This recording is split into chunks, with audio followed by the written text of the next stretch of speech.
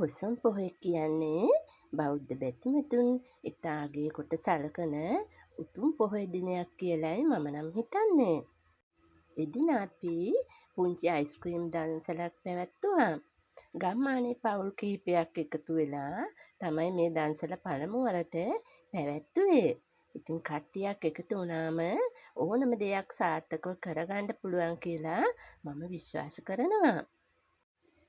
ඉතින් අපේ නිවස අසල තියෙන පන්සලට එන බැතිමතුන් ඉතා ආසාවෙන් මෙම දන්සැල් භූමියට එක් වුණා. අපේ නිවස අසලම තියෙන පූජනීය දෙව්ගම් විහාරය අද සිල්වත් බැතිමතුන් විශාල පිරිසක් සහභාගී වෙලයි ඉන්නේ. ඒ අයට මේ දන්සැල ඉතාම වැදගත් වුණා. ඇත්තටම අපි එකමුතුකමක් එක්ක තව තවත් මෙවැනි දේවල් කරන්න හිතට ආශාවකුත් ඇති වුණා. අපේ මේ කුඩා කණ්ඩායමේ එකමුතුකමේ බලය කියලා පෙන්වන්න හැකි වුණා.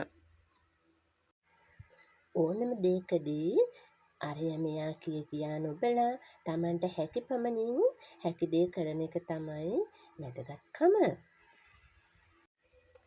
අයිස්ක්‍රීම් කියන්නේ ලොකු කුඩා අපි කවුරුත් කෑමට ප්‍රිය කරන දෙයක් නේ. ඉතින් ඔන්න මමත් අයිස්ක්‍රීම් 4ක්ම කෑවා. ඉතින් එහෙමනම් ගිහින් එන්නම් ඔයාලා හැමෝටම බුදු සරණයි.